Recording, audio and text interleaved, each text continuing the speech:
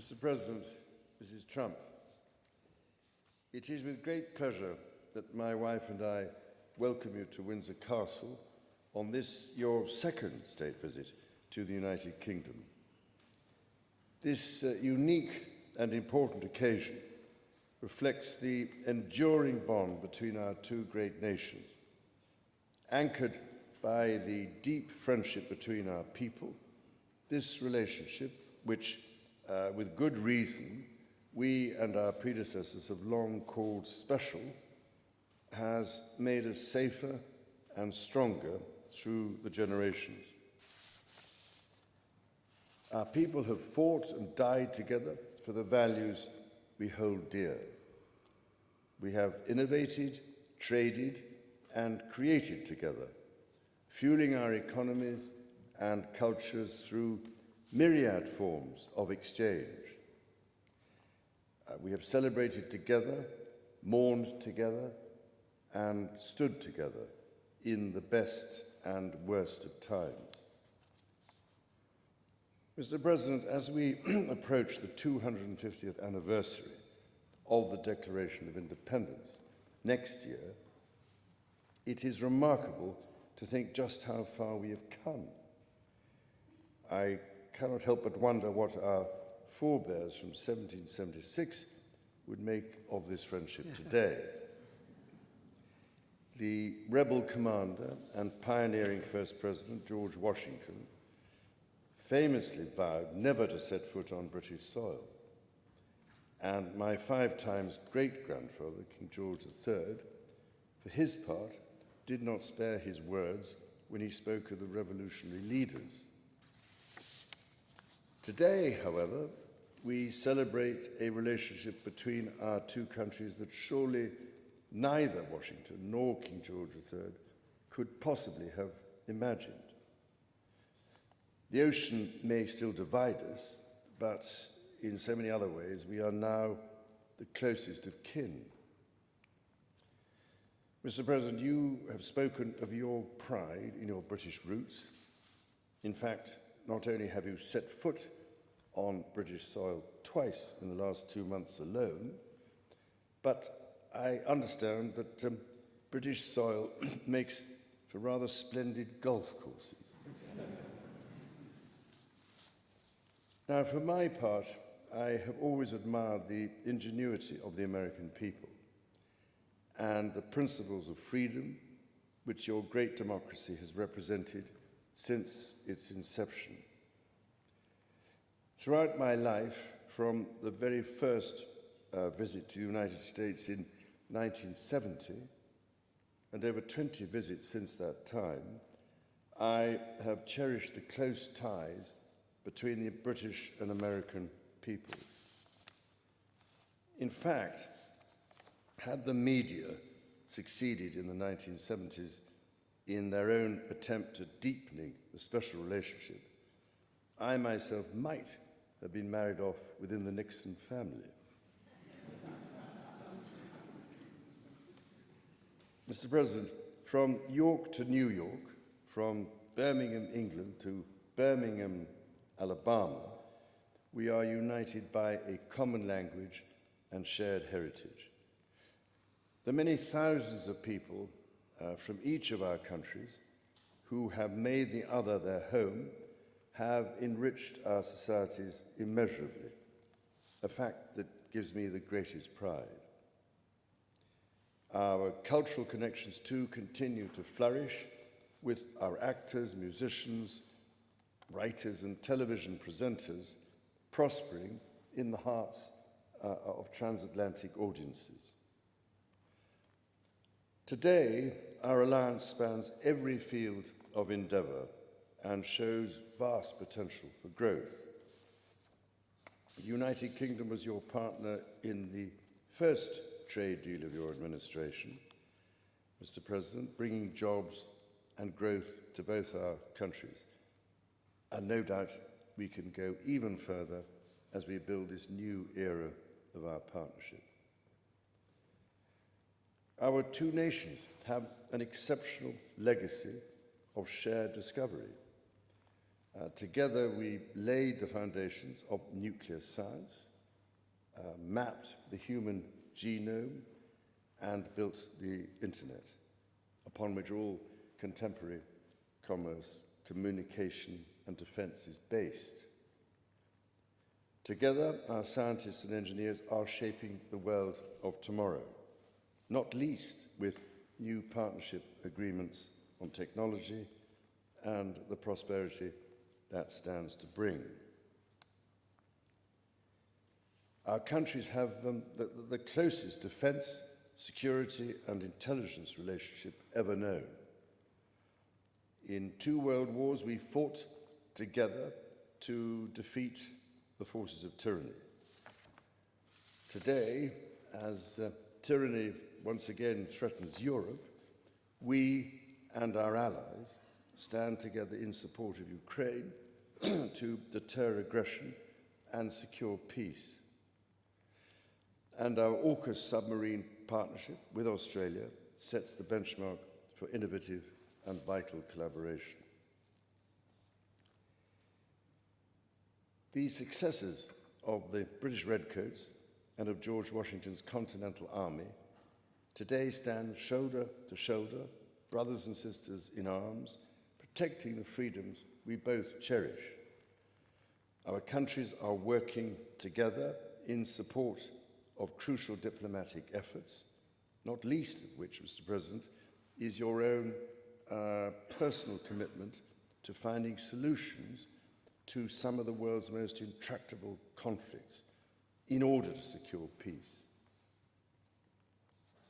In striving for a better world, we also have a precious opportunity to safeguard and to restore the wonders and beauty of nature for the generations who follow us. We share the ambition and determination to preserve our majestic lands and waters, above all, to ensure that we have clean water, clean air, and clean food. Our legacy for the next 250 years and beyond is to ensure that our children, grandchildren, and those who come after them can experience the awe and magnificence of the natural treasures found in the countryside, on the coasts, in the seas, and in the national parks established by your predecessors and mine.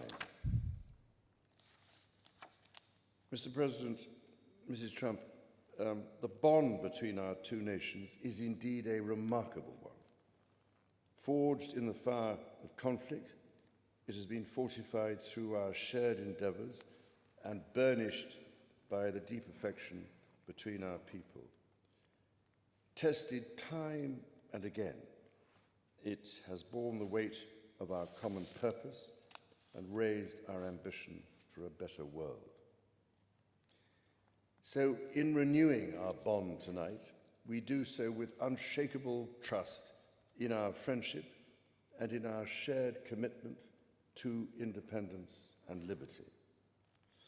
Therefore, as we celebrate this unparalleled partnership, allow me to propose a toast to President Trump and the First Lady, and to the health, prosperity, and happiness of the people of the United States of America.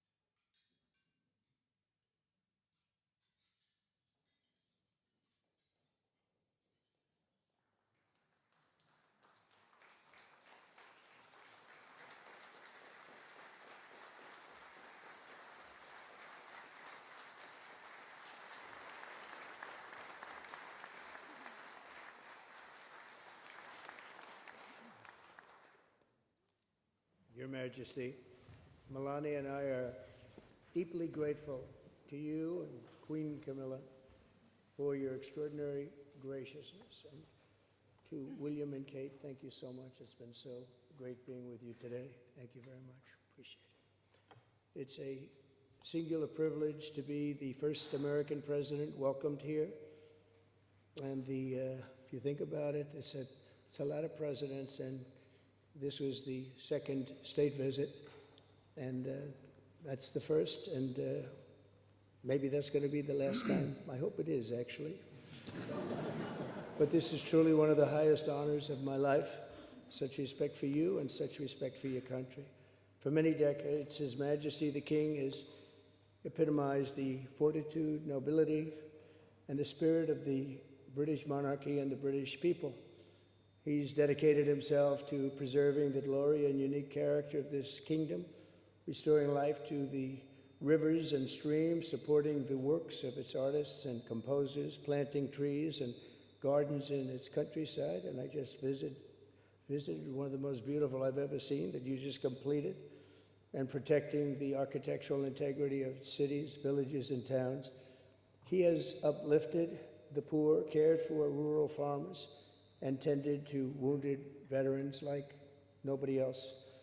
I'll tell you that I just stood in line and shook about 150 hands, and the King knew every single person and every single company, and some of them had bad names like XYZ-Q3, and he knew every one of them, or at least I think he did, because nobody was complaining.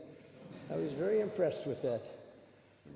But I just want to say that His Majesty has also raised a remarkable son in His Royal Highness, Prince of Wales. Really amazing. We've gotten to know you, and I think you're going to have an unbelievable success in the future. Melania and I are delighted to visit again with Prince William and to see Her Royal Highness, Princess Catherine, so radiant and so healthy, so beautiful. It's really a great honor. Thank you. Many years ago, His Majesty opened his archives to a biographer. Among the documents was a letter from 1993 in which he described the patriotism and guided his many projects. He wrote that he was, quote, entirely motivated by a desperate desire to put the great back into Great Britain.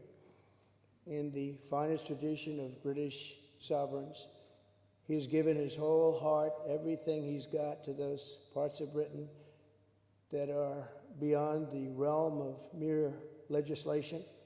It's not easy, but which define its essence and its virtue, its harmony, and its soul. It's an amazing calling, and there's nobody that's answered that calling like you have.